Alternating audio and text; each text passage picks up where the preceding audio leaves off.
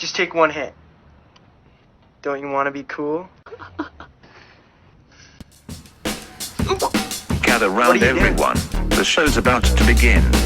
Turn on, tune in, drop out, this show's amazing. It's Super Lemon Haze, you know them boys always blazing. Put one in the air, fill your glass and get to raising. Kirkman praising, school flag waving. Chopping up the topics instead of choking on some chronic. Scott and Eric breaking it down like 21st century prophets. Eyes glazed and minds dazed, it's knowledge they convey. Roll up and consume the Super Lemon Haze. Super Lemon Haze. Going to ask you several questions. Super Lemon Haze. How do you feel? I feel like a slice of butter melting on top of a big old pile of flapjacks. Yeah.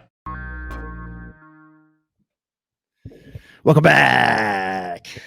Super Lemon Haze. Super Lemon Haze, motherfucker. Coming off interesting week. We had Tom Schneider on, CMO, Rev Clinics. Sent him the tape early. He said, don't post it. I said, fuck. There was that. We went on the Young Jerks. We explained the story. Yep. Earned some respect. Kind of made a deal. Got looked at as rookies, but that's cool. That was cool. They've taken us under their wing for that in that respect. I think they like us. The last 5 minutes of their show, I think they were saying, Grant was saying, Mike was saying pretty positive things about us. I have no problem identifying ourselves as rookies. I mean, I think at the end of the day, you've done a good job of stirring the pot and asking good questions and being a good advocate and sort of getting some notice. And then he seems to like my fucking nonsense fake doctor stuff and the way I'm helping folks out and diagnosing people, because obviously it shows in a satirical, humorous way my passion for supporting folks. So I guess we've got a good thing going there with the Young Good Jerks. combination. Yeah. You should actually reach out to Grant. I feel like Mike was trying to set it up at the end. So. I'd like to smoke weed with Grant and tell him to chill out a little bit and have a good time with him. But I also want to like dive deep with him and hear all of his stuff. Like when he started going off, I was like, wow. Yeah. That guy's he's cool. So like a lot of knowledge in that brain. I'm joking around, and no disrespect to Grant, but like that was amazing. Like the way he can pull that shit out. Like I wish I could pull those kind of facts and do that kind of stuff. Like it's very impressive. Goddamn savant. But either way, I would like to. I'd hang out with him, and I would like to just chill and have a good conversation with him. So the pathway continues for us. And as the fucking the camera's shaking, we should put something underneath that. You mind grabbing? Yeah. What do we got? What are we gonna put on there? Just paper towel or something. Sorry, we had an earthquake. I'll be back. We have a special guest coming on today, Stephen Mandile. Special dude, special guy. Really exciting to hear what he has to say today. He's been on many shows. He's told many stories about his career as a veteran, as a soldier. And I think today we're going to try to go in a different direction and try to ask questions and try to learn some things about Stephen that most people don't know. Oh, you're already talking about the next guest. You were talking about our guest. Huh? I was just introducing him while you were trying to fix the camera from shaking. Jesus. Okay. You're moving fast for me. You're moving fast for me. I was going to ask you about. I sent him the link so you could be logging on. I was going to ask you about your latest trip to the dispensary. What kind of weed you picked up? Catch up. I feel like you're just rifling through guests in your goddamn crazy investigatory journalist ways, and we don't have a time to actually shoot the shit, which is what a lot of our audience likes to hear. We're going to do that next week, I think. We might have another guest on next week. I don't give a fuck if we have a guest every day, as long as we have 15 minutes to catch up for a few minutes, yeah? I ran low on supply. I went through all my cartridges and half a pack of gummies. Yeah. So I decided it was time. I went to the dispensary, did my thing, rang the doorbell, showed my 2 ID cards, walked in. A little bit different now with the COVID stuff. So you held it up. You had to hold it up to the glass when you sign in. Now you don't even hand it over. Yeah, you just, everything. Hold it up for them from a distance. Yeah, you feel like now you're actually walking into a bank with like bulletproof glass. Everything's just like you can't see their faces. It's just basically behind a huge, thick plexiglass. Yeah, they have a mask on and they're behind glass. So you're just like holding up your card like this, just like, yes, this is me, kind of. But I chose some different things. I was texting you what I was thinking. You gave me some recommendations. I didn't follow a single goddamn Not one of them. No, I stopped my day to look out for you because I felt bad because I'd forgotten that I should have given you a recommendation. So it's all my fault to begin with. But then you text me like, I'm going. Oh shit. Okay. Stop my day. Go back. Look at the menu real fast. Got to look out for my guy. Give you two great recommendations. You then asked me a stupid question, in my opinion. I told you, don't worry about that. Stay focused on what happens. And then what did you do? You went home with exactly what you asked me about. And defied exactly what I told you. So we're talking about sauce. So I have Turp sauce. God damn Turp sauce, motherfucker. I was looking at the menu. It looked interesting because and they're good. They're going to be super flavorful. Well, that's what it was trying to say on the menu, and that's what the guy was saying in person. He's basically saying it's less additives, but the terpenes give it more flavor. It's a little more natural. So I don't know what the hell that means. So I decided to buy. I forget the name of it already, but I bought the lemon lava. Was one that I've noticed that I would have had. That's the one I got. If I was going to grab one of those, it would have been lemon lava. Well, that's the one. Choice. That's the one I got. Then I got a pineapple. And that's not just because of super lemon haze either. Thank you very much. That's because that's a great sativa extract. Yeah, I mean, I actually went mostly all sativa heavy. Either hybrids or it's just sativa in general. So good. I guess I look at the menu and I don't want the opposite effect. I'm not looking for something different than what I'm getting. So then I'm like, I might as well just try different. No, if you're happy with where you're at on the range, then yeah, all you got to do is play with different strengths and strains in that range. And you should find what you like. Exactly. Yeah. So it was another great experience. I mean, I love Sierra Naturals. Shout out. They do a great job. They have great service, great customer service. The operation is smooth. Nice, easy process. Yeah. Yeah. I mean, and ever since day one, I never felt like uncomfortable going in there. So it definitely has that like Apple Store kind of feel, which I think a lot of the city shops do, which they get some criticism for. But at the same time, I mean, it's an expensive product. They're doing the curbside pickup and they're doing some deliveries, in some places too. I haven't looked into any of that. I guess I'm just used to just making my appointment and going there. And it's not far for us, so it's not a big deal. But interesting. I've the curbside is extremely smart, and actually heard so the Cannabis Control Commission had a meeting this morning, their monthly meeting, and a couple interesting things came up. And the first was they were reporting how well this past month, or at least since they opened up the curbside back to recreational, how well they were doing compared to like a similar time last year or something. And I think that it was very close in terms of revenue. So, I mean, I guess the good news, it sounds like that, a lot of these businesses they were almost facing to go out of business, had a really good couple weeks since they opened it back up. So I think that's extremely positive. I would think the influx of telehealth approved licenses too, right? Where I think there's going to be a ton of licenses up over the last couple of months anyway. So all those people are holding those cards ready to go now. So make it a little bit more available. Yeah, I mean, it sounds like I mean, we were trying to get some of the ComCan people on here, and I think they're still willing to come on, but I guess they were just so busy last week that I think like the owners, literally there's a sister and two brothers, they were actually working the parking lots trying to help people get in and to pick up their orders. And actually on some other operations, they even shut it down because the orders were coming in so fast they couldn't fill them. And obviously supply and demand, it was just like they didn't want to ruin the customer service. They just like shut it down for a day. I mean, that's going on in the general store in Maine, where I know like with the curbside, they're like saying like how they can only stay open for so long and pick orders for so long because it's so tedious to get them out to people. I can only imagine like a family owned like small dispensary trying to figure this out or whatever. I don't, interesting. But so Steven came on. We're gonna add him in. So Steven, give us a second. What's up, man? Can you hear us? I can hear you. Can you hear me? Awesome. Yeah. We got nice. You. Nice. Good evening, fellas. How's it going? Great to you. How are you? I'm enjoying the great conversation you're already having. It's it's a great problem to have that these places have to stop taking orders around noon because they're just so busy. Exactly. It's great to hear. They've been hurting since the vape ban. So it's been the COVID shutdown's been for 2 months. Another 2 months with the vape ban before that. So it's like 4 months of not being able to go full strength. Yeah. So, yep. It's you mentioned vape ban, and I guess I was just talking to the Scott today. This guy, he fixed a motor in his a boat motor in his garage here.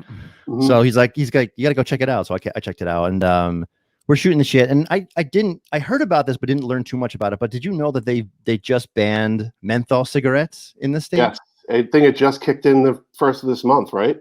Yeah. I mean, like, it's just who's making these decisions? It's all over the place, right? And they are, but it's like they're reading, my history. Like when I smoked cigarettes, it was only Newports. It was like Right. way back in the day. So it's like all the good things that we're gonna be like, when I was your age, when I was a kid, I had menthol cigarettes. Exactly.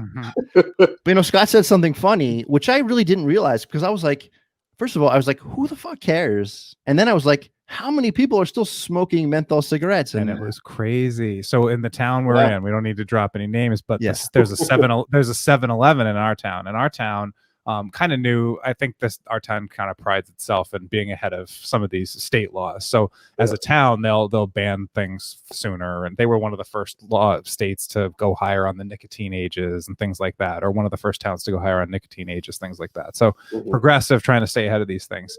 And yeah, they banned it probably, I think it was like a year ago, maybe a year and a half ago. It was a while back now. They were ahead of this. And the 7-Eleven owner said it cost them like $10,000 a month, $15,000 a month. Wow. Yeah, in Newports and Marlboro, menthol. Yeah, every brand made a menthol, so it was popular enough. Yeah. So, I mean, you figure all the working class, all the the folks that are still smoking those. I mean, say what you want about our town or whatever. It's one of those types. There's it's a couple different class levels, but I would imagine all the folks that were coming through town and stopping there, they're grabbing a few scratch tickets, grabbing a snack for the road, and then grabbing a pack, and now gone, just eliminated. Like I don't know where you go, and now it's the state. So I think that's the most happened stop at a convenience store is getting scratches. Right. That's it's your thing, right? It's the sort of the prohibition mentality.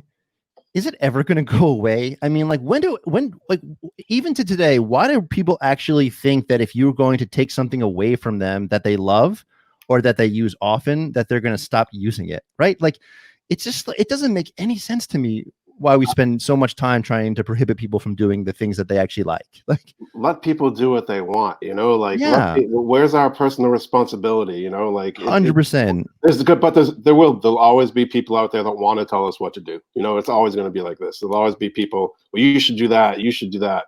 I'll do what I do. You do you, Yeah. I mean, we're not like condoning like murder or like something like that, but we're just saying, like you said, like personal responsibility that comes up so often in our show, because like, let us be fucking adults. Right. Let us make the decision. Let us,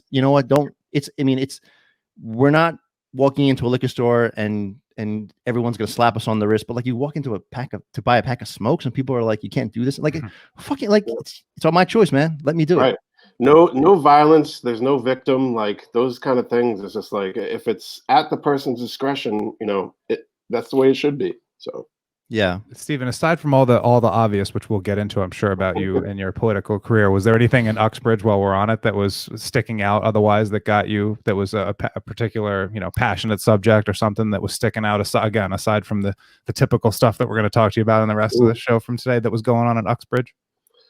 They had a rally today. I wasn't able to get out there. I've got young kids, I'm busy. I contribute to the cause with, I make a donation instead of being able to make it there. I've got, if I go down, I'm down, and being a big guy too, who's going to pick me up and carry me? I'm left.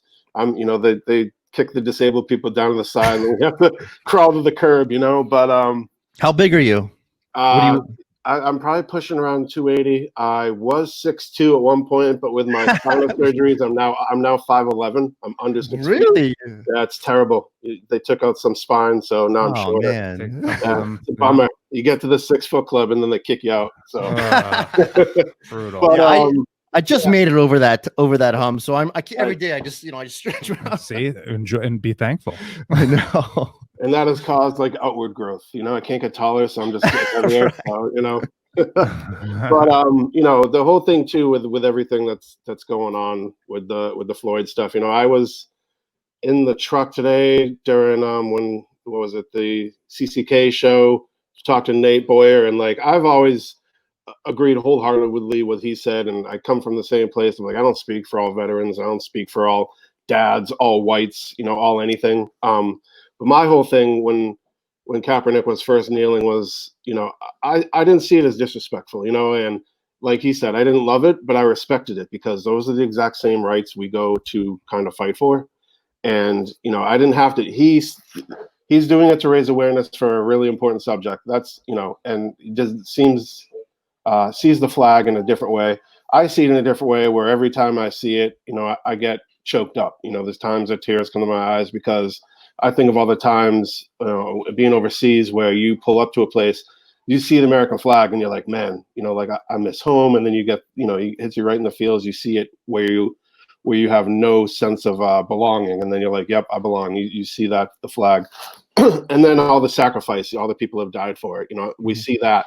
But none of them, I don't think, are, upset that people are using their constitutional right. It's not a law that he needs to get locked up. All of the writing in the regs say you should stand or should do this. Nothing that if you don't, you're going to be punished.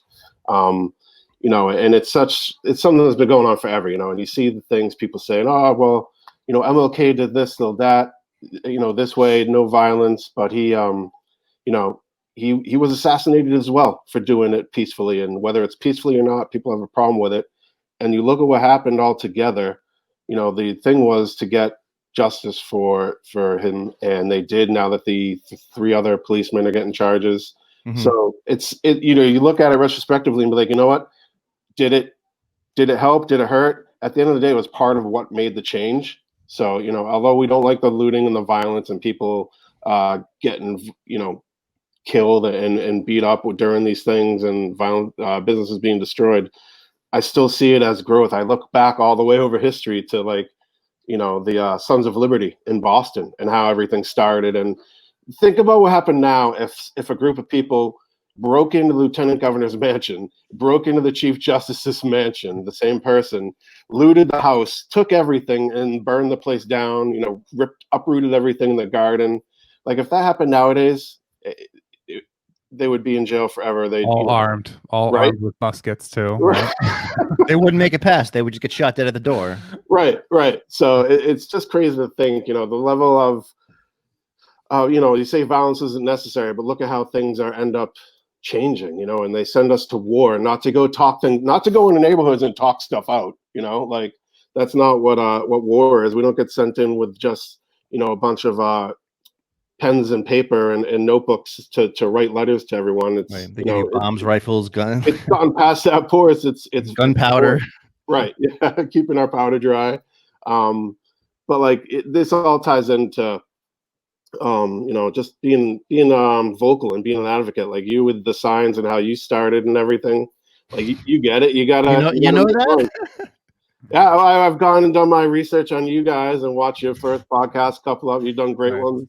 The one on getting your license to carry and everything, also great. Another important subject, especially when we're talking about cannabis in Massachusetts. Like this is stuff that needs to be figured out. Waiting for the first case of that person who falls into that gray area.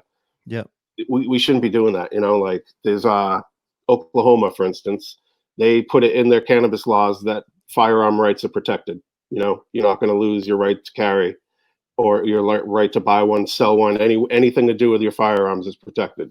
We can do that here, and that's all I'm doing with policy is I'm looking up other states that are, ahead of the curve and saying, all right, if we can't be a pioneer, then let's adopt what they do and make it just as good. So how long have you been working in government aside from your service, obviously, and thank you for that. How long have you been working in state government or local government? Well, I got elected to my selectman seat in the municipality in Uxbridge last May 2019. So that was my first venture into it, and never anything I thought I'd be doing. I wasn't really thinking about getting involved. I just wanted to support those that were doing it.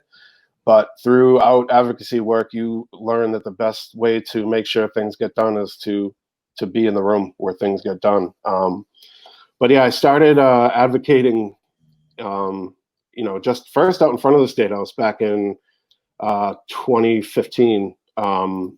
right after I got off through my withdrawals from fentanyl and all the other opioids and stuff I was on, I was like, you know, when you come out of recovery from addiction, you know, the world is, everything's brighter and fat. Like, you're like, all right, change needs to happen. Let's do it. You know, like getting that mindset. And, you know, I was like, all right, I don't know what I can do, but I'll just, you know, what am I? I'm big. I can be loud. I'll go out and I'll either be seen or be heard.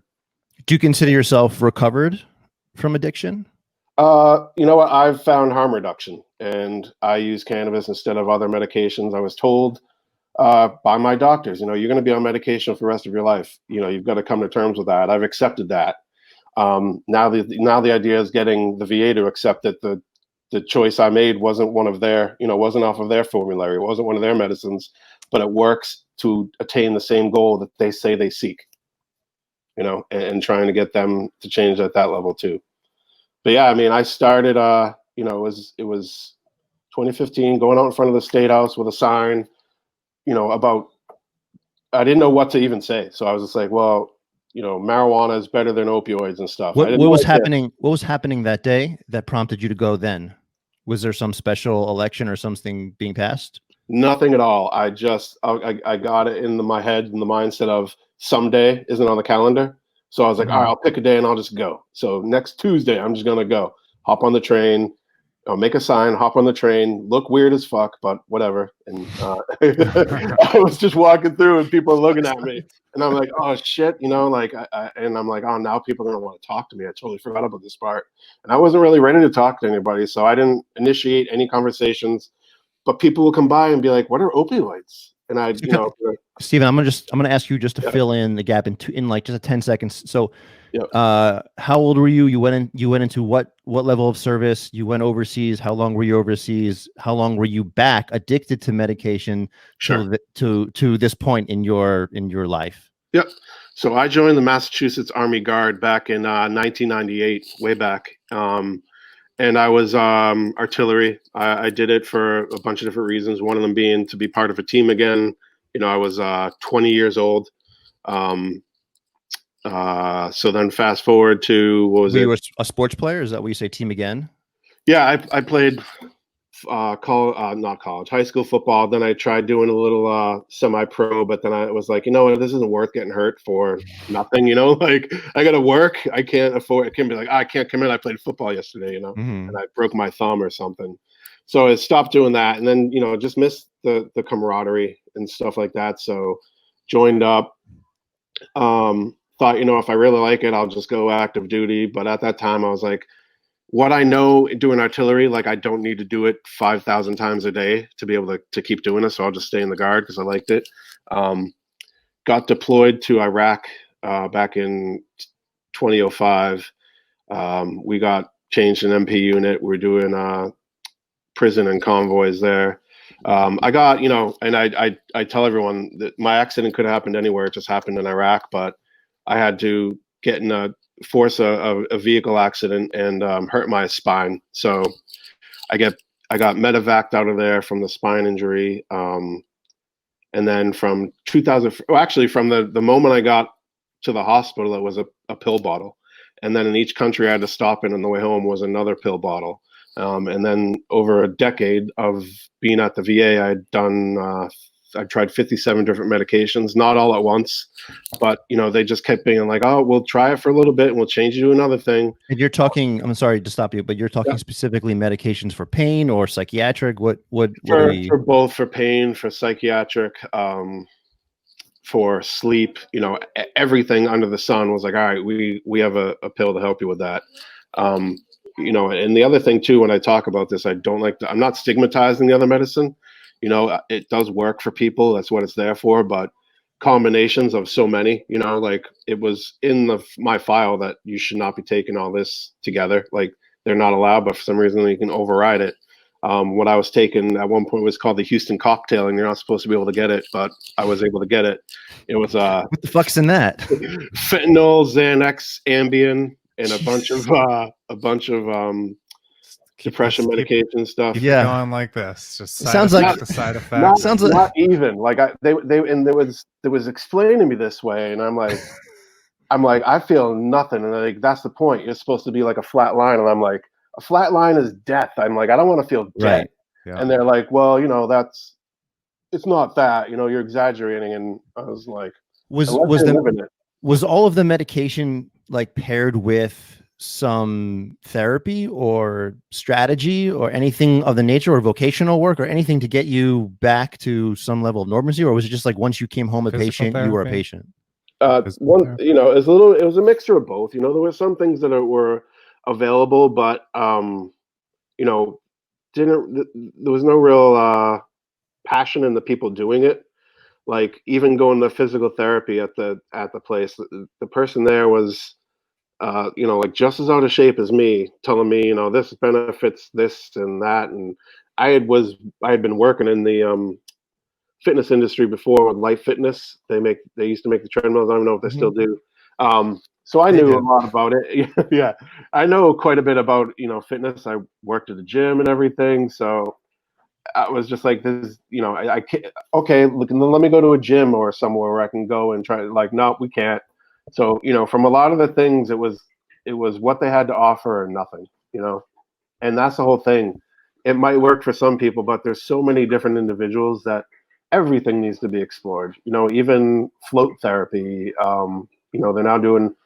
They're more willing to work with MDMA over cannabis because that can be repeated over and over and over with dosing and everything, and cannabis can't. So that's one of their hang-ups. And this is like, it's still, still zero deaths. Like, isn't that what we're trying to get to in the veteran community with suicide, opioid overdoses, in Massachusetts especially, where we're 3 times more likely to die of an opioid overdose than our civilian counterparts. Yeah, so talk about it. Talk about a stable guarantee, right? Right. Yeah. Yep. So, to start with politics, it was being on the outside thinking, all these people inside had all the power and I got to kind of get their attention. But I actually learned more. Whose attention specifically were you trying to get? Like the governor? Yes, the governor. And it was it Baker at the time, or was it Duvall? No, Baker? it was Baker at the time. There were things that had led up to me trying to reach out to him. I had met him out locally when he was campaigning, actually, and he was hitting the trail down here, and he was in Mendon.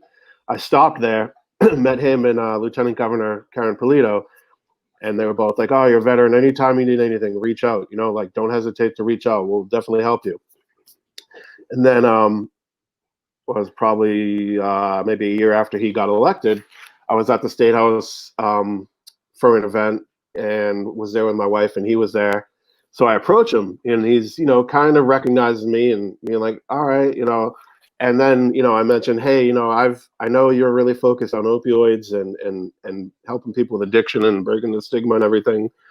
And he was like, "Yep." And then as soon as I mentioned that I use medical cannabis, my wife even said it. His whole demeanor just changed, and I got like the cold shoulder. Told, reach out, to my office, and then followed up, and then was told, the governor doesn't talk to the constituents. You can't make time to see the governor. So I was like, all right, well, if he doesn't have time to see me, I'll make some time to make sure he does see me. So what do you think went through his head at that moment when you and your wife saw his whole attitude change? Nothing really. Just he to blow off. Right. I wasn't shocked at the time. It hadn't really set in yet of what had just happened. I look back and my wife was like, "Yeah, did you notice he did this or said that?" I'm like, "Yeah, you're right." So it was disheartening, but to that point, I was like, "All right, nothing's a hole in one every time unless you're like the president of North Korea, So while we're on the past real quick, Stephen, I just want to quickly first experience smoking marijuana. I read a Boston Globe article about, you said your wife kind of introduced it to you. We were back there talking about the opioids and all the cocktails and all the craziness. What was it? Tell us what did she give you? What was it? How did you ingest it, and what was the effect? Talk us through that. I feel like I hear the fact of it, but I never actually hear like the experience, what you were doing, what was going on. Well, that's because a lot of Did you look to the door to see if anyone was listening? I don't want to get you in trouble. Maybe that's a bad question. Sorry. Sid's in here drinking, and okay. he listens to. He's incriminating. Like he hears everything. So you're gonna have to put. No one listening to this at this moment. No one listening to this is gonna know who Sid is, but we know who Sid is. Here. Come here. We'll get him on. We both have a Sid. I mean, he's one of my questions too. Okay. Later, okay. So. Come here, bud. Come here. Come here. I've established a good trend of talking about dogs on the podcast. I think every episode. I know. I've done it. It's either mine, yours. My plan was to get Sid the service dog. Oh my God, that little face. Yeah, that big face. That little. You know what I'm trying to say. The tiny horse. Yeah, good boy. So he's a Great Dane, right? Clearly. Yes. Yep. Okay. How old is Sid? Sid will be 5 in September, so he's a little over 4.5. He's about 140 pounds. Beautiful. Thanks. Yeah, he's just at the vet today. He got his clean bill of health. Nice. It's good to go. Awesome. Congratulations. That's a lot of dogs. Small horse just wandering around. Yeah, the house I got a boxer. He's not very heavy. He's like 70 pounds, and he's a a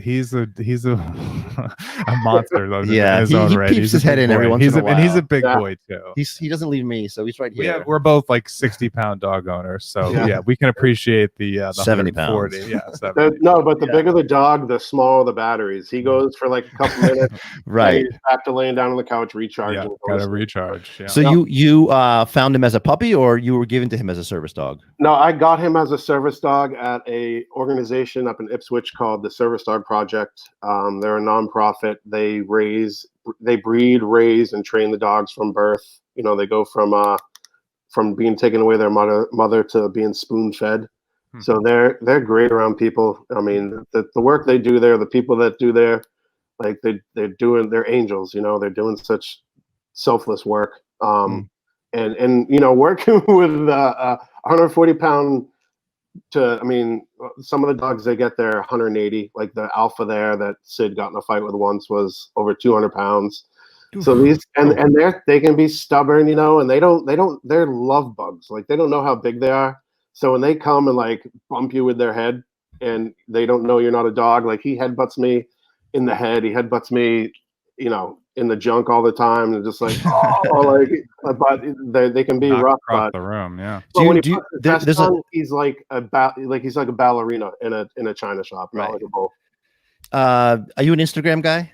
Yes. Yeah. Do you know Colonel the Great Dane? Yes, he's in the Boston area, right? He is, yeah. So the owner used to walk my dog. So my dog and that dog. There's actually a couple of videos, but that dog is like super popular, obviously. But But Colonel and my dog Duke were in a couple videos together. That's great. Awesome. I didn't even know this. You didn't know that? No, I'll check that out. That's great. She spends time with another recipient of a service dog Great Dane, Fiona, and that dog's name's Elvis. And it's an amazing dog. Like you go to her Instagram and of Fiona and Elvis, and you know, the dog's in the hospital bed with her all the time. She's had to, unfortunately, being inpatient a lot of the time, but just gets right up in the bed with her. They're amazing. Yeah. That's great. So actually, the real question is: does Sid have an Instagram? He does. Sid. What is it? Yes. Come on, man. Sid _ the SD. Nice. SYD. Right. Get it. So his first name is SYD. All right. My dog will follow your dog. I will be looking that up. Yeah, we'll be on there soon. You got that. We'll hit you back. So if Sid will permit it, a quick breakdown of the first experience and just, you know, why it got you so passionate. I mean, the story that was written about you ties you to basically your girlfriend or wife at the time, not sure which, but kind of got you involved, gave you, you know, obviously got you to try it somehow. But I'm just curious about the experience, what you did, and what was going on there. So she hit me with some stuff that made me rethink stuff. You know, like she mentioned, you know, try medical cannabis, and I was like, you know, like I say, I'm not going to sit around doing drugs. And then, you know, I'm looking at what I'm taking, and I'm like, damn, I'm doing the best of the best drugs. You know, I got the fentanyl patches coming in the mail, and I got a system where I'm, you know, able to manipulate and get double sometimes, you know, and rationing stuff out. And I'm like, damn, you know, that's what I'm doing. I can't do this. And it was shortly after a failed suicide attempt, and I was, you know, just lost, you know, and trying to figure stuff out. And when she, you know, said something like that, I'll be like, you know what? at this point, for the VA, I'd said yes to everything except for one time they mentioned doing electric shock therapy for my brain. Ugh. And I was like, nah, I'll pass. Pass on that. Yeah. Yeah, there's not much good parts of it left. There's a lot of black spots everywhere. So I think, I'll keep what I got and roll the dice with that. So I was just, I was yes to everything. I wasn't ever pushy with, I'm not trying that, and I commit to doing it because at the end of the day, I just wanted to get better. Wanted to be able to have a life again. So she mentions that, and that was 2015, and it had been like maybe a good solid 8 months before any dispensary opened. So I had to Craigslist because I'm like, I don't know anybody. I hadn't left my house pretty much for 10 years. So I was like, I don't know anyone. Head to Craigslist looking for some, what are these concentrates you kids are talking about? Like, I'm looking for some of them. So I'm meeting up with this dude at the Natick Mall parking lot, and I'm just like, shit. And I have my gun and everything because I just have in my case. Carry. Yeah. I'm like, I'm going to a parking lot, do a drug deal, take your gun. And at the time, which is funny because you can't get it with a card, but I got it when I was on fentanyl and everything else. So it's ridiculous to me that that's a problem. Anyways, so I get it. And, it's in like one of those old silicone balls, look like he just sliced one Wrapped open up from a 25-cent thing. Yeah. And then it's like, Oh, the eggs, the plastic eggs. Kind of a gumball like, machine. man, Okay, like, gotcha. I'm like, you said you do it. You like the sticky hand things, You get a sticky hand and a or a fake tattoo. Dude in the Jeep pulled up. I was like, it's a Jeep owner. I got nothing to worry about. Don't need my gun. So you were just buying weed, basically. Yeah. I was just Okay. trying to on find Craigslist. On Craigslist. On Craigslist. Right. Yep, at the time. And it was some hash that I gotten, but man, it was terrible. Like it just tasted like butane. It probably, I'm lucky I didn't light myself on fire with the stuff. But at the time I was like, I'm not thinking about anything. I'm not feeling anything. I'm actually feeling like okay. And I was just like, holy cow, like this is a lot different than what I remember from as a kid of just, you either there were two kinds of weed back when I was a kid or two kinds of cannabis. It was either swag or kind. Like that was it. That's my guy. Yeah. Yeah. Right. and just to confirm, Stephen, so you didn't go the flower route. You just went with concentrates. You didn't get into any actual like buds or flower or anything. Not at first. No. But then after a couple times and the inconsistency of it, I was like, you know what? Like I committed to starting to taper off, but then I went back to my doctor and said, listen, I'm going to wait for a dispensary to open, I think. And she was like, all right. So but then, can I ask you? So I'm sorry, but you said to your veteran physician that you were using marijuana. Correct. Yeah. That's a side of the story that you don't really get to hear too much of because a lot of people. Well, I also wanted to ask, because you said to Baker, you just said in your story that you said to Baker that you're a medical user. So I want to clarify and make sure we're getting that your status and where you're at with all of that clarified here too. Yep. So, I had to talk to my doctor. I'm like, this is the person that knows everything about my health, managing all my medications, everything. I don't want to take something that might interact with something else.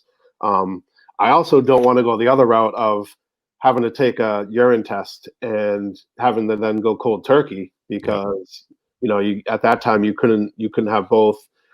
If you did that, they had the right to take away all your medications because of the patient consent form that you signed. That's been changed back in 2017, but at that time it couldn't happen. So I'm like, I gotta at least give it a try being honest first. But I was like, if she's not down with it, I'll find a way anyways. Like, whatever, but I'll give this a shot. Well, just start, Stephen. But this is the same physician that was prescribing like the 50+ medications. Yeah, and telling me and you trusted this person to then disclose that you were using cannabis with the potential of losing all your benefits. Yeah. Is that? Yep. Because towards the end, it was when I was on the fentanyl. She had been saying a couple times like, I don't really want to give you any more. This stuff is really powerful. And I was just like, well, it's not, I'm still feeling pain and I'm doing nothing. So why am I feeling pain and doing nothing? And the tolerance goes up, everything like that. A couple times, when I had another doctor, because I went through a bunch of different doctors. I didn't have the same doctor for 10 years. And I actually go to Providence, Rhode Island and live in Massachusetts because I got tired of the pain program they had here. So I finally got there because other doctors, they didn't want to hear it. But she was like always saying, this stuff's pretty strong. So I'm like, all right. So she can't really, and looking at it, I'm like, all right, looking at all the facts, did my own research about cannabis, and was like, there's no deaths. I don't see all the symptoms of the overdoses that I get when I get the printout of everything when they give it to you, your consent basically to if So, you. Stephen, when you say no deaths, can you describe that? Because I've heard you say this on other shows that you were on. So Yep. what do you actually mean by no deaths, and what are you comparing it to? Like compared Sure. to how, like of what? So when I'm talking overdose death, there's actually DEA report. They come out with a report, and they go through all the drugs. And each year, cannabis under overdose category, it's 0 deaths. Always 0. Yep. So you go to methamphetamines, opioids, cocaine, all the other drug things, all the other drug substances. Mhm. It says, side effects: overdose, death, coma. And that doesn't say that about cannabis. Yet this thing is in a category with all these conditions and with everything else, and it just makes no sense. So that's where, it's short of saying 0 overdose deaths because you can't overdose on it. No one has to. You smoke too much, no one has to hit you up with Narcan. They just tell you to take a warm shower. But the reason why that's a part of like some of the stories that you tell is because you're based. I mean, so I guess what I'm trying to say is, like, what's the point? Why are you saying that? And what? Yeah. And so is Okay. death what? Yeah. So if you can just hit on that. Yeah. So the veteran population, we're facing a suicide crisis of 20 to 22 veterans a day. I believe that number to be higher because not everyone's reporting. It's only from a certain amount of states. And you also have, again, the opioid overdose deaths and the mixing of deaths. I mean, the mixing of those medications, the mixing of them with alcohol. You just add the different variables, and all those things are causing a ridiculous amount of death in the veteran community. We're told that we get the best health care, and the best money can buy. The VA has the second highest agency in the government's budget behind defense goes to the VA. So there's a ton of money. Mhm. And with all that money, there should be more looking at healing an individual and not healing a military. Each service member is an individual and they're not going to heal the same way. We don't experience things the same way. We didn't get hurt the same way. We're not going to heal the same way. So it's just shameful to me that when we're trying to figure out, everyone's like, oh, geez, how do we break through and stop this? We have an alternative out there. The research that has been allowed to be done on it has only been to do the negative, and they still can't find anything negative then. When you say negative, you mean like when you're trying to compare the effects of marijuana on, you're saying they're just other reporting substances. the negative side effects of marijuana. Right. Versus, So, yeah. It just makes no sense that when we're saying they deserve every opportunity and you don't give them every opportunity, it's kind of just calling every, the people with that power to change that. It's letting them know, hey, this is this doesn't make any sense. You said one thing, but we're getting something else. Like just listen to what people want, and you usually find a good answer. And this isn't just myself. There's veterans that have so many different thousands, tens of thousands, probably millions of veterans that have healed with it, and definitely millions if you include Vietnam and going before them too. It just makes no sense that you don't get this as an option, and it's not so radical anymore either. With our neighbors to the north in Canada, the Canadian VA, they actually do certifications, so you can become a patient at the VA for a medical cannabis program. Not only that, but the VA will reimburse the veteran for up to 3 grams a day of what they buy at a dispensary. So Wow. they're also not having to pay for it. I mean, they have to come out of pocket, but they get reimbursed. So up to 3 grams a day. I mean, I don't know all the math on that, but that's a substantial amount of money a month or a year, but not compared to what they're buying pharmaceuticals for, Powerful information right there. And like my end goal to see, like the vision for that is no, government contracts. Guess what? There's a specific category where veteran and disabled veterans get first dibs at government contracts. Get the cultivation contracts to the veterans. Have the veterans growing medicine for other veterans to heal. I mean, you're getting so much reach with that.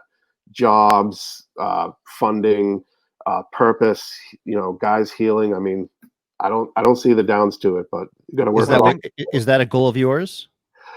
That's long term. If I make it that far in life, hopefully I'll be able to get there. But to get where though exactly? I'm trying to say just into the business or into the specific side of it. For policy wise, is to have. I see what you're saying. To be able to have a patient go to the VA and get their cannabis at the VA. Get the medical cannabis at the VA. That's the end goal for nationally.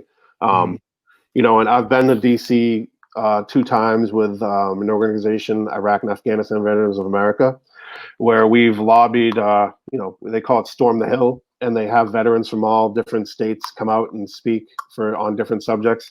I've been fortunate enough to go out there twice to talk about a cannabis bill to get the VA to do research. And it was in the House at the time, House of Representatives. So I went there twice, and that bill actually passed after my second time going this March. That bill and another cannabis bill passed through the House Veterans Affairs Committee and now goes to the Senate Veterans Affairs Committee. If they pass it, it then goes to the president's desk and he can sign it. So one bill, and I don't have the numbers for them right here, but one bill is to allow the VA to do its own research on it. Every veteran service organization, DAV, VFW, they all support that. They all want that. We need that research. We need that data. And then there's another one which goes a little more extensive and will allow for VA physicians to do the paperwork necessary for a veteran to get their card.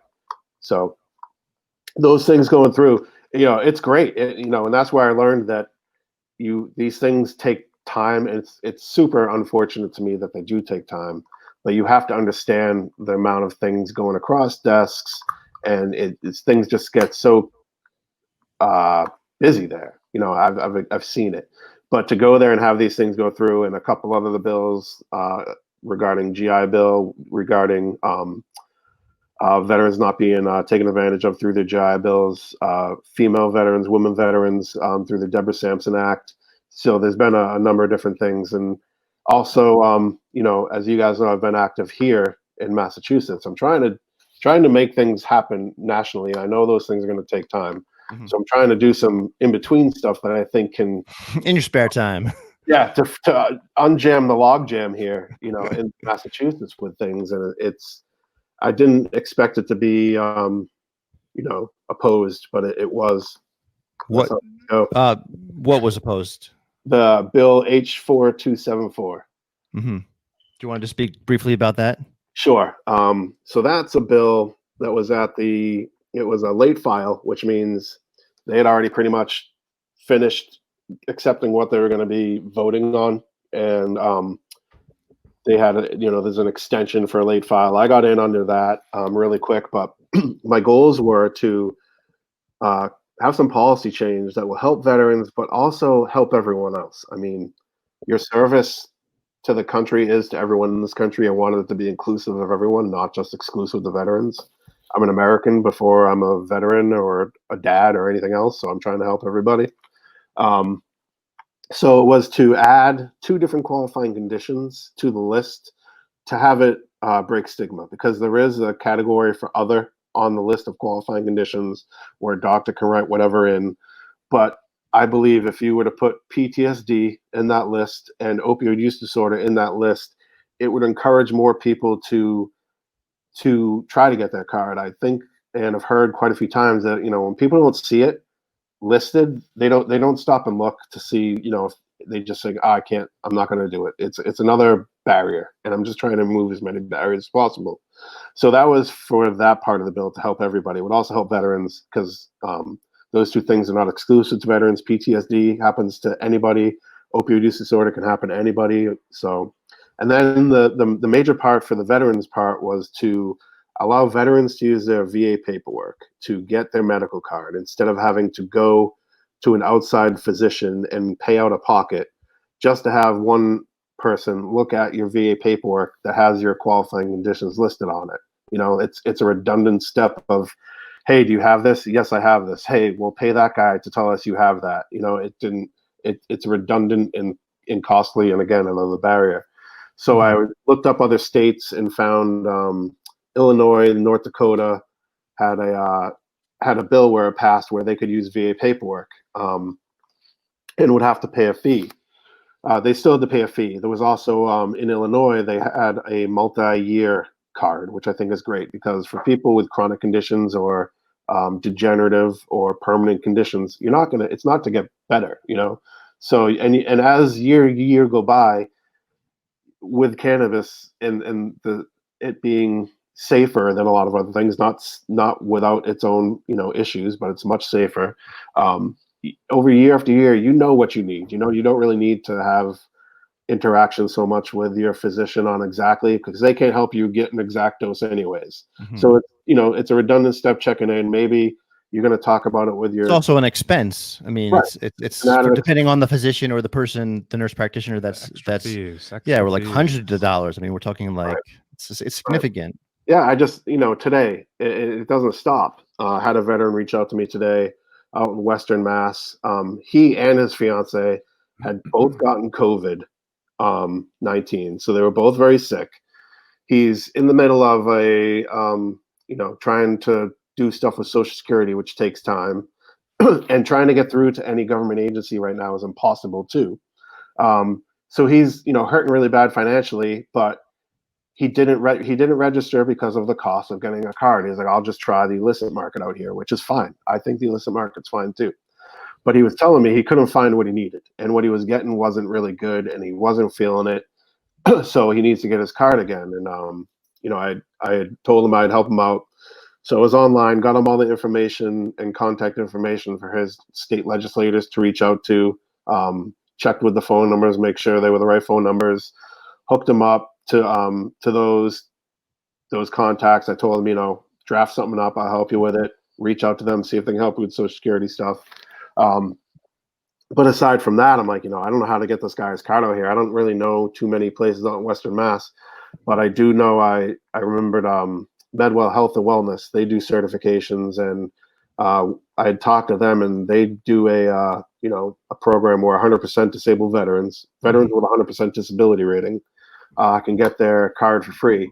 And, you know, one benefit of COVID is telemedicine. You know, everyone can do it over telemedicine. So even though they weren't out there, he got to go online and not have to pay instead of, you know, kind of being in a jam. And I was thinking, you know, I'll drive out there, I'll pick him up, I'll bring him out here. He can get a card for nothing out somewhere around here where I know people.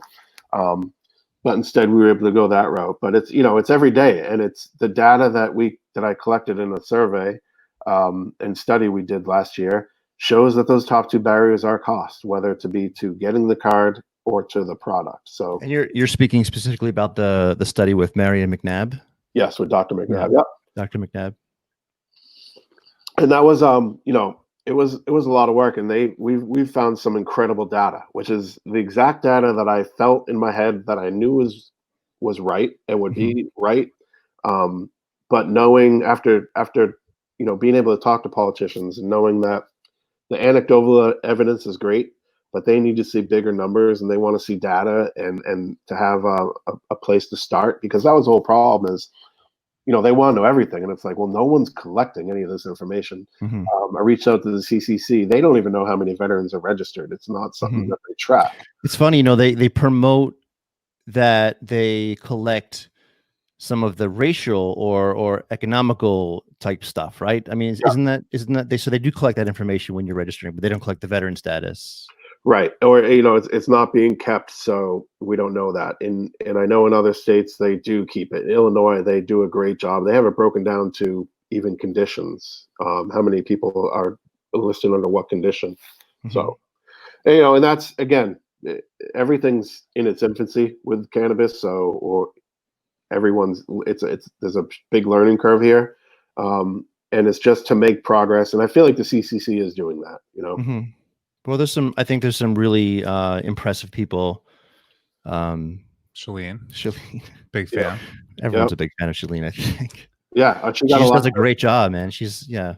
Hopefully our guy Mike, maybe I a know. potential Mike candidate for the Crawford. future. I got it a letter. I'll share. You know, I it's wrote a recommendation for him. did you good for you. Awesome. Fully support him. Yeah. You know, since I started any advocacy, which I didn't even know I was doing at first, he was one of the first people to kind of like reach out and be like, "Hey, what are you doing? Tell me about it." Talk to him. You actually sounded just like him. That's exactly right. That's exactly how we talk. Hey man, Yeah. let's talk about it. And Crawford, yeah, he's the man. But he was out there. He would come out in front of the State House and hold the sign with me. He told me about the origins of everyone that had been fighting for years, for decades. His friend Michael Malta, who passed away. Mike was there since the beginning. Like, people don't understand, Crawford's been instrumental in each part of it, from decrim to medical to adult use passing. Like, he's been an advocate and a loud voice in all of it. So the decriminalization stuff, I was talking with them. It's just, when you look at the history and you start going back on like him on the radio, 15 years ago or 12 years ago or whatever. He still writes for Dig. I'm like, who writes? Yeah, who writes for Dig? Like, writes. Really? He's committed. Like, what's that? Yeah.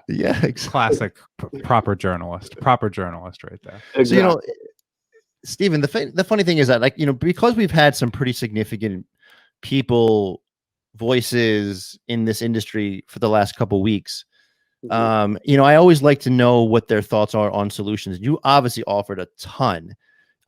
It just seems that, like, with the policy stuff, it just takes so long. So what are some easier, I mean, I don't want to say easier, because every change, if we're talking like corporate changes or whatever, I mean, like, where do you think we can do something in between? Yeah.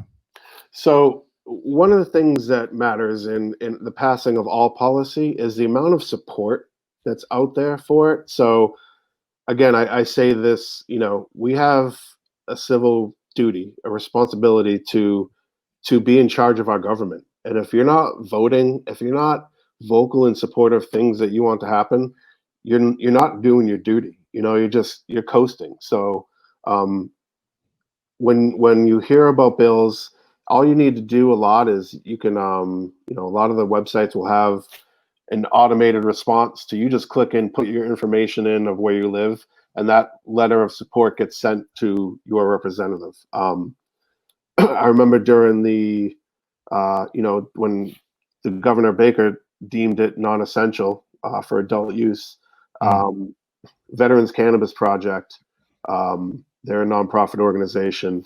They had done a full page ad in the Boston Globe. They had a website with an email. We posted that. Yeah. Yep. And their executive director told me that there were 90,000 emails sent from that. Holy cow. Yeah.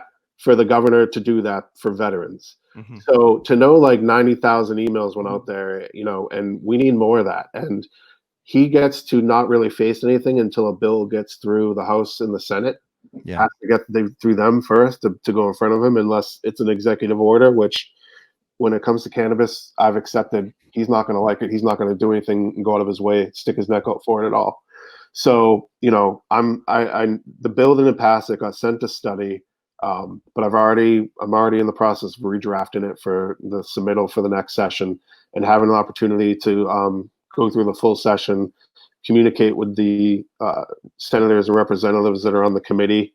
A lot of what I'm trying to find out right now is their feedback. What was a measure in there, or what was some wording in there that you either didn't like or you'd like to see added? Because this is, again, it sounds cliche, but this is literally a matter of life and death for choices of healing and getting better. I mean, people will get caught up in the classification of marijuana, cannabis, and the many different names. I like to say cannabis, just like Crawford does, just like you guys are talking about. But also, like Shalene Title said today, marijuana is all right. Like, if that's how you're going to get through to people, so be it. And I don't want to get caught up in, words like, you've got to say it this way. It's like, I understand the intent. We're good. And if people aren't saying it in like, oh, the pothead kind of thing, that's fine. Yep.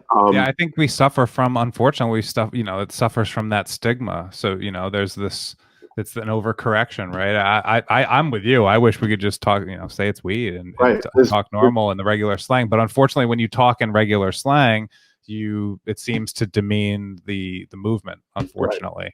But I feel like at the end of the day, there's people that go to adult use for recreational reasons. There's people that have medical cards and use it for recreational reasons, and I'm okay with it. Like, to me, it's the same plant.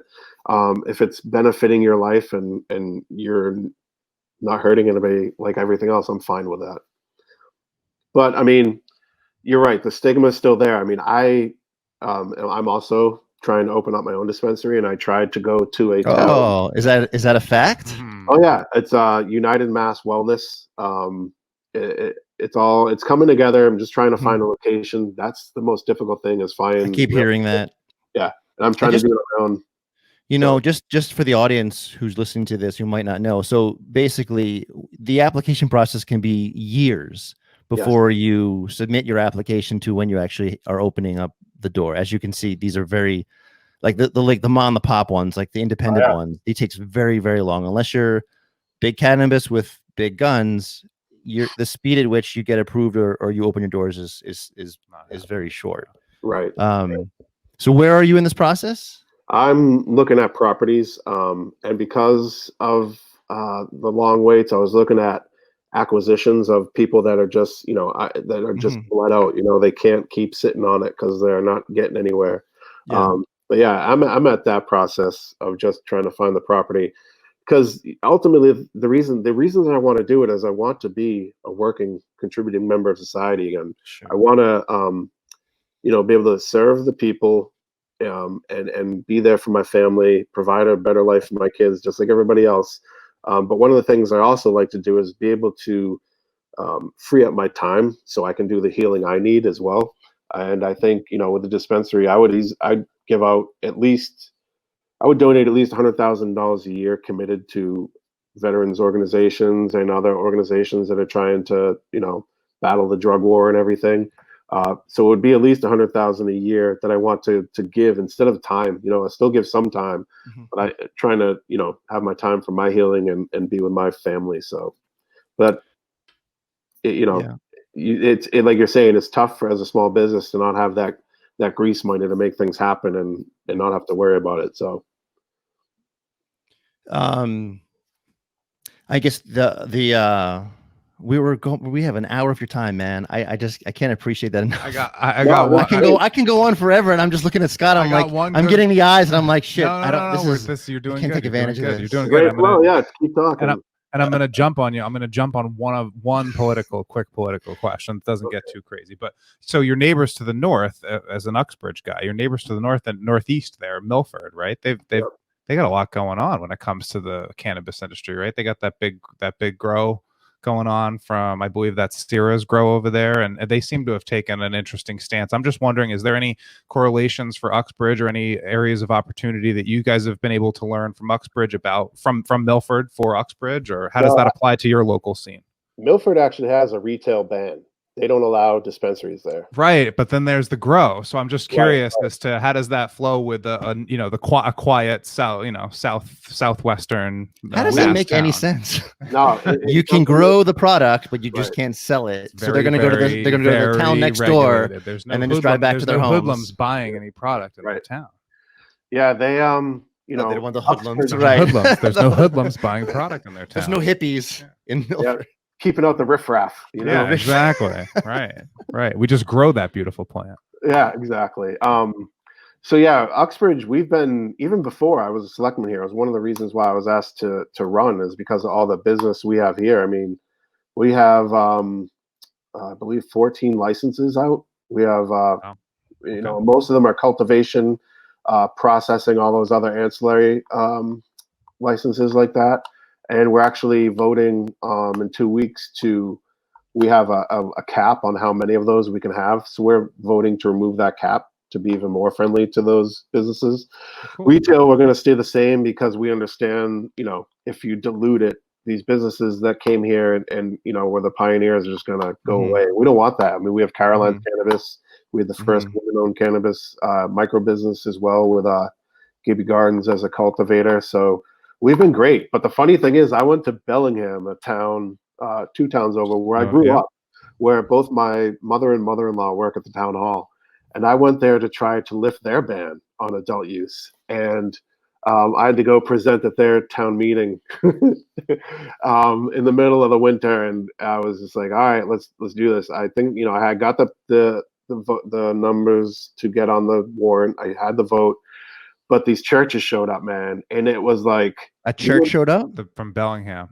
Yeah, no, like a few different groups from these churches. Yeah. Started showing up, and they were like, basically I was riding in guns a-blazing with the devil on the back of the horse trying to just steal their kids and stuff. Sex and the hookers are next. Yeah. Well, even the police chief was saying, sooner or later there's heroin dealers out in the parking lot because you can't get high enough on it. And I'm just like, right. The gateway drug conversation. Like, I'm 2 towns over. We have one. My police chief isn't no heroin with any of what you're talking about. Go talk to the PD down there. There's no not there. Not right? there.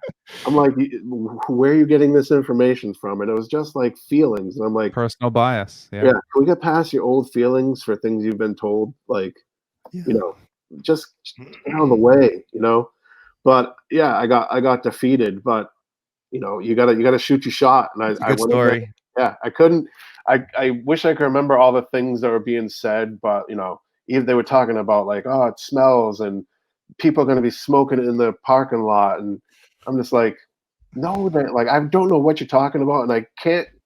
I had my 5th grade teacher there speaking opposing me, and it's always every time that Mandile kid, I knew he was a bad egg. Yeah. Every time they would turn around, fingers pointed. Thank you for your service, but I don't agree with this. And it was Get like, out of here with that shit. Can we get past? I don't want those hippies congregating in the park over here. Right? Can we get past the platitudes of "thank you for your weird. service"? You don't mean it. Just tell me you don't like it. Like, get over it. It was ridiculous, but Unreal. there's still a lot of work to be done. And at the end of the day, it's like, so many people say they support veterans, and I'll do anything for veterans. And all I'm saying is, help us with some policy change. Like just support a bill. And if you don't like it, reach out. I'm open-minded. That's one of my big things of this. And even the people that opposed the bill at our public hearing, I was like, what is it? What's your problem? I understand what you're saying. And if you want to create a bill that fixes the problems you guys brought up, I will support that. But I don't understand you coming in here shooting, your cannonballs at my ship, trying to sink this ship because it doesn't include everything you're like when you're not working on it yourself. Like, I will support people trying to do the right thing. And if those groups are trying to do the right thing, I'll support it. I'll help. Be open. Get your personal bias aside. So you got the sign. What does the sign say? Which one? The one you're walking up to the steps of the State House. Oh, it's right on it. It just said veterans deserve marijuana MMJ over opioids. And even I had gone there for like a month of just standing outside, taking the train. Went every day for a month? Almost every day for a month. I think they took the weekends off because my kids were in school and wanted time with the family. But I decided to like make that like my job. I'd take some edibles, hop on the T. Make it work. That's a fun ride. Yeah. Head on in. Around noontime, have some more edibles. They kick in. I'm doing good. And then there was one day where I ran out of edibles, and a crowd actually developed where I was for some other issue that was going on. I can't remember what it was, but I had my sign. It was cold. I was just like, I want to do something different. Meds are wearing off. I called my wife. I'm like, there's a news van here. I think I'm going to go climb on top of it. She's like, you sure? I'm like, yeah, I'll be safe. I'm good. Edibles wore off. It's all good. Right. I got my excuse. I'm off my meds, right? Like, right. So I climbed up on top of the Fox 25 news van with my sign, and people were cheering. People were driving by honking. It was pretty funny. Love it.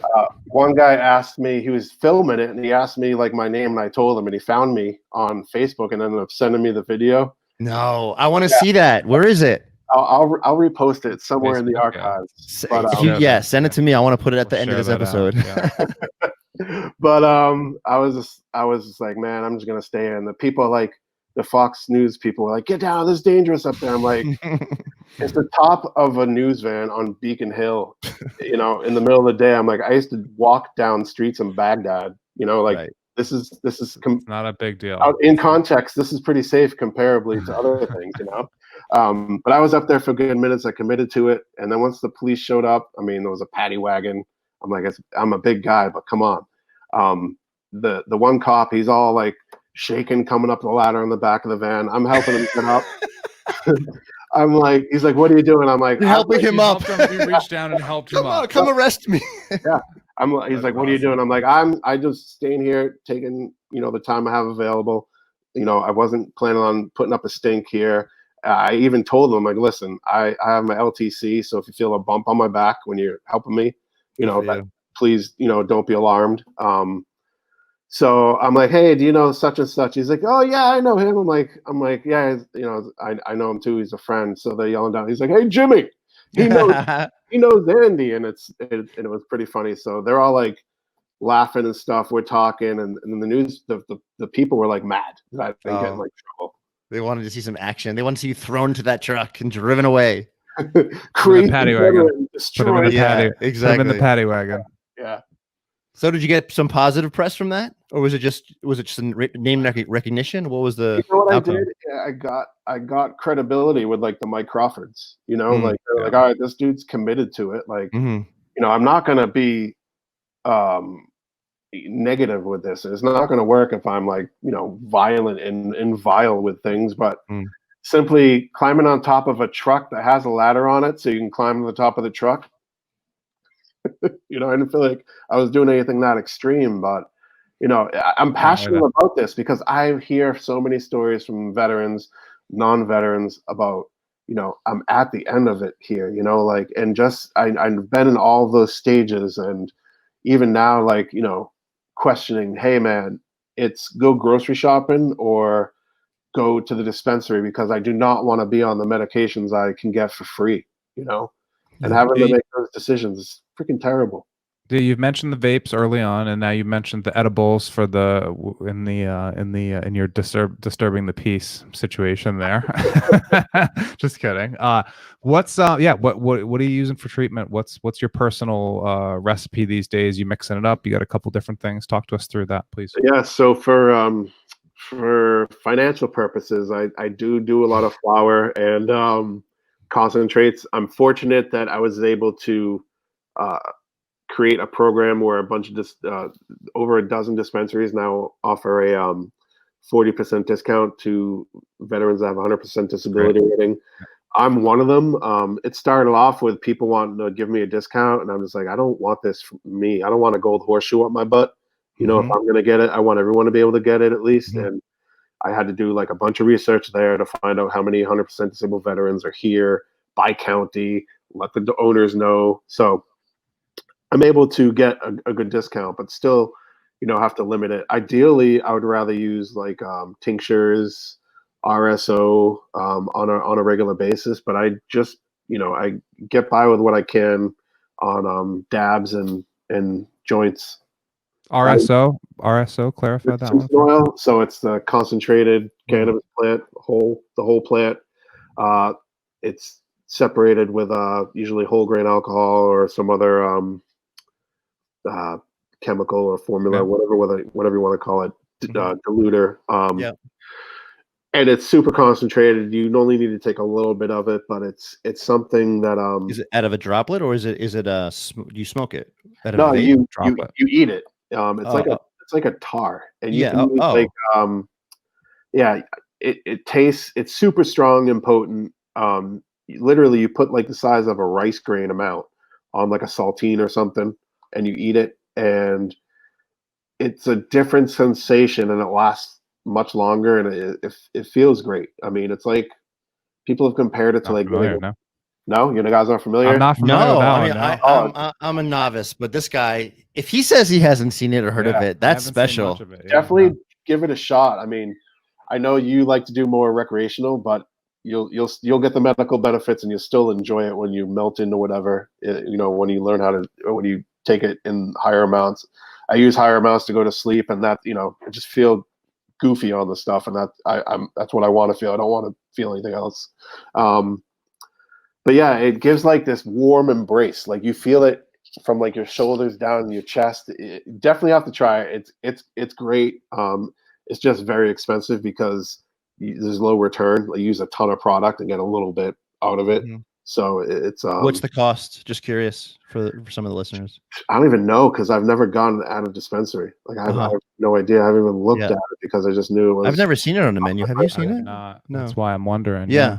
Is there something unique about it where they wouldn't want it to be on specific people's menus? Like is it or is it too expensive to make? Probably just tough to get. Yeah. There's a very low yield. Use a lot of I see.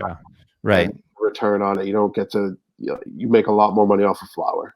Gotcha. Yeah. Yeah. But Or your waxes and your shatters and your concentrates market. Yeah, for sure.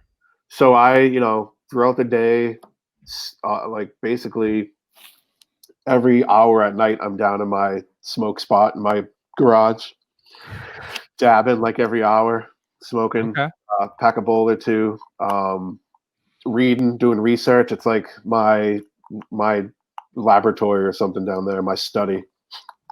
So I try to be productive while doing it. Do you ever worry about kind of balancing your tolerance levels with the dabs? I always get I get people that a lot of my patients we talk about the folks that I talk with, my patients. He's a fake doctor. We've established that last episode. We've talked about a lot of them. They talk about like just that once you kind of go to the dabs in the rig, you kind of never go back because your tolerance kind of changes up a little bit. Do you find yourself looking for some balance, Stephen, with those things? Well, I get lucky. My balance comes from when I run out and I have to wait for payday. So, and obviously, I think it's worth noting you're dealing with some pretty interesting, pretty extreme pain situations, and of course, an extenuating circumstance, of course. And I'm also fortunate to have a couple of friends that are incredible growers. The best grower I know is a veteran, so he helps me out a lot. And I'm very fortunate to have that. And it's along with that comes like this sense of guilt, like I'm so fortunate to have this access. That's why I have to keep fighting so other people have more access because I don't want this just for me. I want this for everybody. There's so many families, like for 10 years I barely left the house. There's people that aren't going to family functions, aren't enjoying life. I could come up with so many excuses to why I didn't want to go, and just feeling different all the time, hating things. I don't want that for anybody, especially my heroes, which are the people I served with, the families that sacrificed so much. And, like we were saying about the kneeling and stuff. When I look at the flag, I just see those people that paid with their life and their families that are here, that would give anything to just even have a bad 10 seconds with that person. So it's kind of like making the most out of the time I have left to like in honor of what they sacrifice. I literally have tears in my eyes. I'm not joking. A perspective that not everybody has. A Right, perspective that not everyone has. Jesus. Right. People don't get that too. I mean, we're such a small percentage. Out of 6 million people in Massachusetts, there's only a little over 300,000 veterans. We're a tiny minority. So it's even tough to get our voices heard through legislators because, we're not a big voting segment to go after. So I try to push it on them that, if you're going to try to use the veterans, I hate to see veterans used as trophies. Like I'm going to hold them accountable. If you're going to be out there and like grandstanding and saying you help vets, let's see the record of it. I was fortunate enough to get, legislators from 10 out of the 14 counties in Massachusetts to support the bill. So, it's around there's people that do, but we just need more of them and we need to find out, what it's going to take to make it happen. That's all on my radar. My last real question really is just, what is the veteran community, what is their approach these days, or how are they feeling about all of this these days, right? We've always heard the stigma that there's this trepidation, right? You risk your benefits by getting Right, that medical card and all of this, and even if it's not really what's happening, there's that stigma. Everybody's the paranoia, right? I mean, anybody I've talked to that's fortunate enough to talk to from that demographic says these things. So yeah, where's the community at with this, and how is it playing out right now? Well, the prohibition still oppresses a lot of people trying to, get it, because the first thing you're told is it's federally. When you go to the VA and mention it, it's federally illegal. There's nothing we can do about it. We can't do this. And that's all they have to say, due to directives. Well, they are supposed to talk about it with you and stuff, but at the end of the day, that's all they can do. They can an easy stamp, easy blanket, right, right. And currently with the current directive, before, in all of my records, my cannabis use is listed as a social disorder, addiction, all these, leisure activity, all these different things. But now it has to go in as a non-VA, over-the-counter, non-herbal medication. Like that's how it has reclassified. Okay. Right.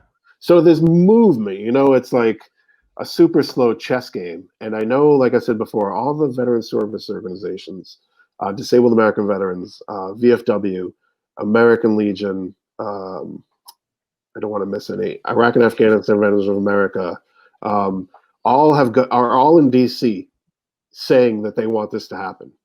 Like telling all the legislators there, we want this. I haven't met any, I come from the approach of when I'm working with politicians is they're in that office now. I'm not going to wait 4 years to maybe have it be someone I like in there. So it's like, you just got to go present your case, put the partisan stuff aside, because veterans, we're Democrats, we're Republicans, we're Green Party, we're bronies, we're all across the board and every level, unenrolled. I'm unenrolled. So you got to put the partisan stuff aside and work. And I've been fortunate enough to meet Elizabeth Warren, Senator Warren, Senator Markey, Representative Kennedy, Representative Moore. You've been able to meet them, or you've been able to have conversations about marijuana with them? Meet them and tell them, that these organizations support that. When I met them, it was with Iraq and Afghanistan Veterans of America to go and lobby for that bill passage, among other things. So they get 6 or 7 veterans in a room. Everyone has a specific bill that they're supposed to talk about to that legislator. I would always get picked for the cannabis. Big surprise. So I go in there talking about that with the data and everything. And I think I've met with 7 or 8 of our representatives, and all of our senators actually had their time, sat and talked to them. One funny thing too is I was there, and you're not supposed to do this, but because I had SIG with me, I felt I was obligated to do it. There's a bill, and it's crazy that you're going to hear this. There's a bill to stop the VA from testing on dogs. Currently, the VA still can do drug tests on dogs, and they do. So there's a VA-owned lab, that has dogs that get tested on.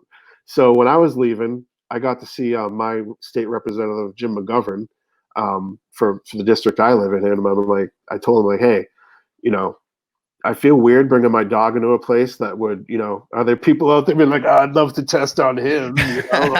What? Yeah. So weird. Right. So I said, hey, would you mind, sponsoring this bill? And he did. I got a letter back out later that, hey, the senator, the representative, is happy you made him aware of this and is now a sponsor. So, yeah, it's all about mentioning things, and we all get caught up in it, especially in the community that everybody know this stuff. They don't, it's not on the radar. You turn on the news and you get we get a 4-second update on cannabis in the world. Yeah. But I also understand that because, and I'm sorry I'm going so long. Tell me when you want me to. This is not, dude. We don't want to keep you. We're good to go. We're good. Because to get into one last veteran issue of everything that's going on at these soldiers' homes is disgusting. And with the COVID-19, you mean? Right, and a tragedy that was at some level, a percentage of these deaths shouldn't have happened.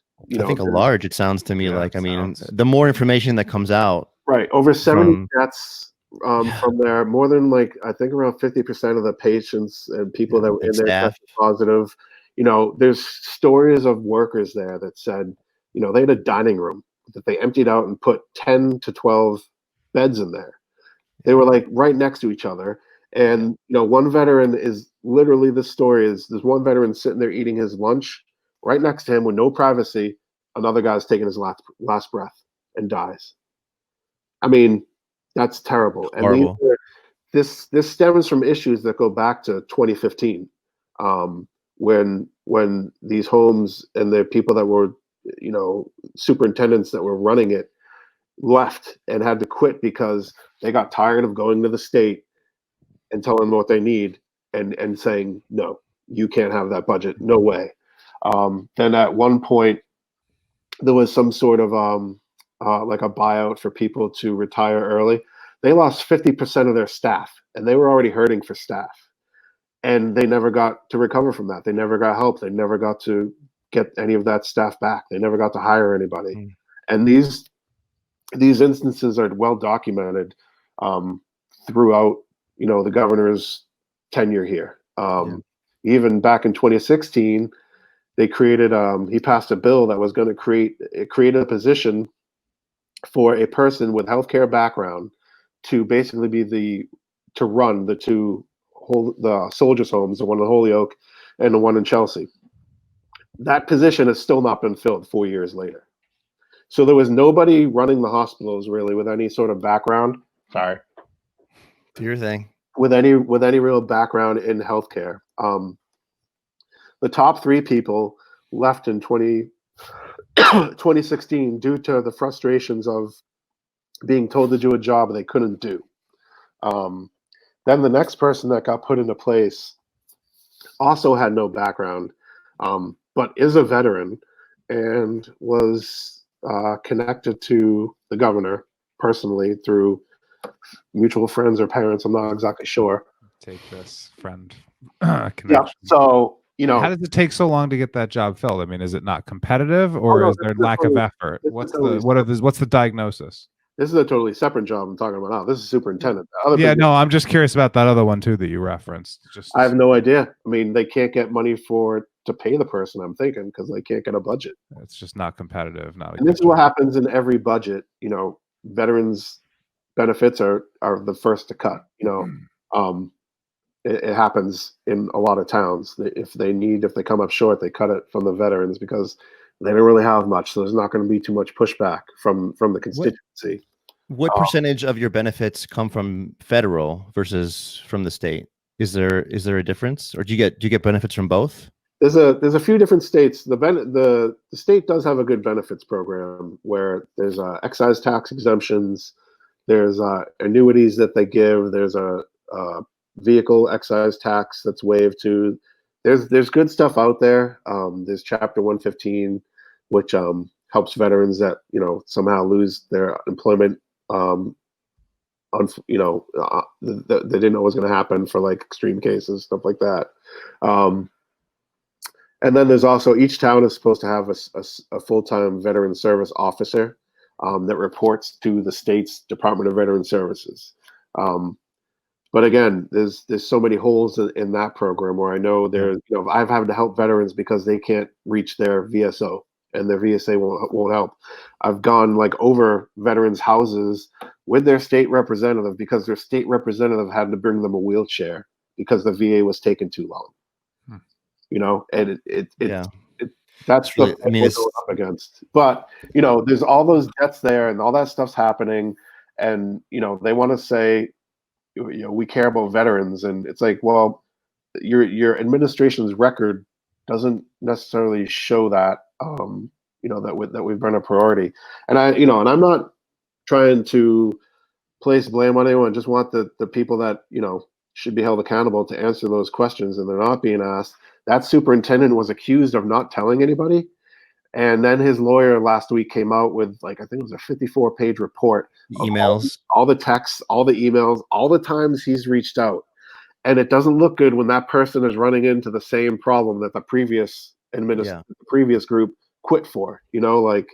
So I just hate to see this. And now there's worries from family members about that they're not going to see justice because they don't believe these investigations are being done impartially.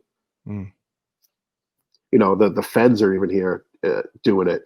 I would rather have a veteran services and things going on here that do not require the FBI to show up in town to investigate things. You know, like this should be handled by the state. It's a state-run facility. It's not a VA facility. You know, and there's a lot of hospice going on there too. So to hear that, you know, these veterans that are at end of life are not getting the dignity that they deserve. They are not able to see their families. They're not able to get the burials they deserve. You know, I just lost my father last summer, and to think if my mother wasn't able to go and visit him, you know, and be able to be with him, I don't know. I don't know how well it should be handling everything without that. So I just feel so much for those people that passed and their families, and you know, we need to answer any questions they have, and that's not happening right now. Yeah, so much aside from the medical and cannabis issue, there's so much greater problem of the greater issue to veterans affairs and issues. 100%.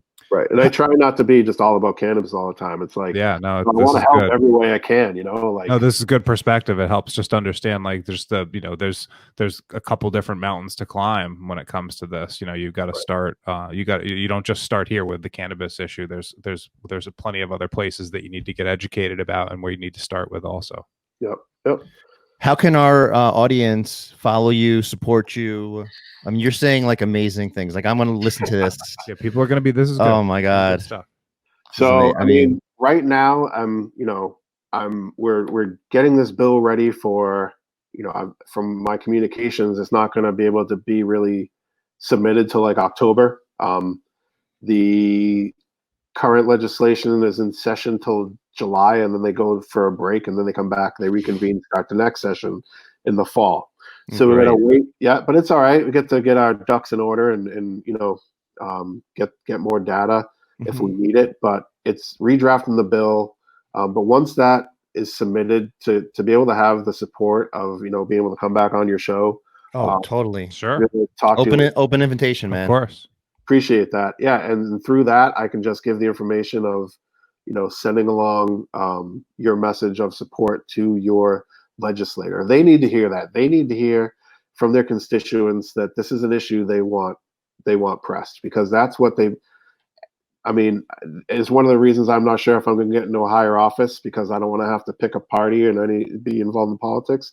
But like, a lot of their job is to get elected again, you know, and to do that, they have to do what their constituents are asking. So it matters. And I know a lot of people think that there's not a lot of power in voting, but it's a right that a lot of people have given a lot for, and it's a right that a lot of other countries and other people don't have. You know, I remember being in Iraq the first time after they, you know, voted, and they had to get ink on their fingers, and like just being like, wow, like this is history. These people are getting to do something they don't get to do, you know.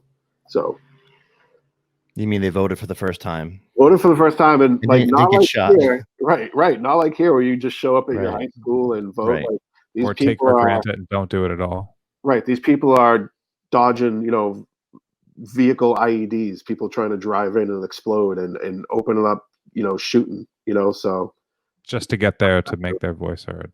Right, just to have a say in how they're governed. All right, we've reached an hour and a half. We're gonna stop, but thank you. But we're good. This is gonna be what? This is gonna be 1 of 10. Yeah, so we got 9 more episodes to go, Steve. With you, we've established a good base here. No, you guys are doing a great job with what you're doing too. Like, you had Crawford on. He's great. Your other shows, like I said, that I've listened to, I think you guys are, you know, I love that one guy's medical, one guy's recreational. But you both understand that it's about, you know, just being better, feeling better, having fun. I mean, everyone's looking for an improved quality of life at the end of the day. So, and the way you guys are reporting things, and you know, I can't wait to hear more about the episode that got canceled. 2020 got canceled. One of your episodes got canceled, you know. I can't wait to hear that. Funny thing about Barstool too is, do you guys remember in the beginning, back in like, I think it's between 05 10, they did the Milton's Pimp My Look? I think so. Yeah. Oh yeah. I got 2 free suits because I was their Pimp My Look winner one year. No way. Nice. So That's two things you have to send me. You got to send me the video of you jumping like an asshole on top of a van, and I want to see that. I want to see some pictures. Even know, and Steven, you don't know how excited you just got Eric because Eric's gotten a couple of shout outs on social media from Milton. So now this gives Eric the opportunity to send out his professional Milton shot again. We love Milton with his handsome face. With his handsome face. Milton's hooked it up. Portnoy hooked it up. You know, awesome. Nice. Awesome. So it's just going full circle here. So you were featured on the old scrolling barstoolsports.com page, the one that just scrolled like a real Yeah, I think at the time it was only Boston, New York, and Philly, maybe. I think. Yeah. So do you do you know who Kirk Minahan is?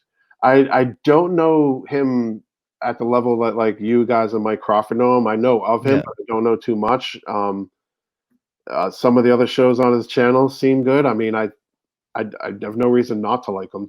You know, he's never done anything to me. Yeah, during that era, he was basically running around and getting into trouble on EEI and public airwaves, and then now since has moved on to the Barstool he was on platform. EEI Sports Talk, and then there was just a lot of shit that went down. And EEI is for grumpy old men.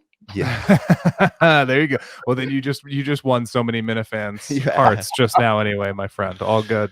All right, Steven, we love you. Thank you so much for your time, buddy. We're gonna follow you. Great talking to you, Steven. Great talking to you. We'll have you on again sometime this summer, and we wish your family well. And again, thank you for your service and all that you're doing. You're doing an incredible job, man. Like everything.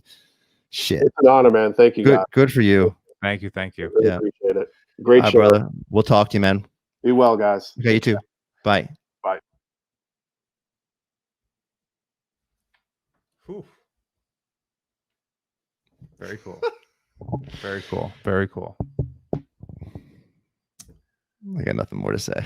That was fun. That was a lot great. of fun. A lot of good stuff there. So many things there's so much to process too. I'm gonna have a lot of fun listening to this. It's gonna take me a couple days. Yeah, I feel like I gotta like go back and like take some notes, and then there's like 4 new subjects, like 4 veins of subjects, just right from what he was talking about. We're getting so lucky to have so many of these incredible voices on, like I said in the beginning of this podcast, because I don't know, man. I feel like you and I we can help. I feel like we do. I feel like we can, and I feel like we're going to. I think that there's enough.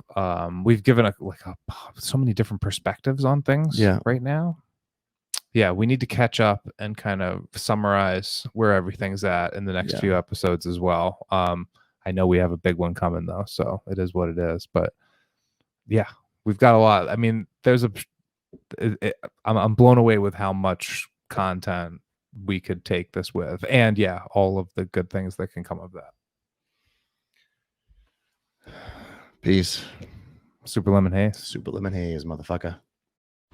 Okay. There's veterans got the same choice as everyone else. Okay. Veterans don't get a choice. We just get doped up on opiates. Living a tortured life while we wait to die. Yeah, I see. What is this? Is it over? We're running out of time. I don't want to hear your excuses! No, it's not fair. Where'd all the files go?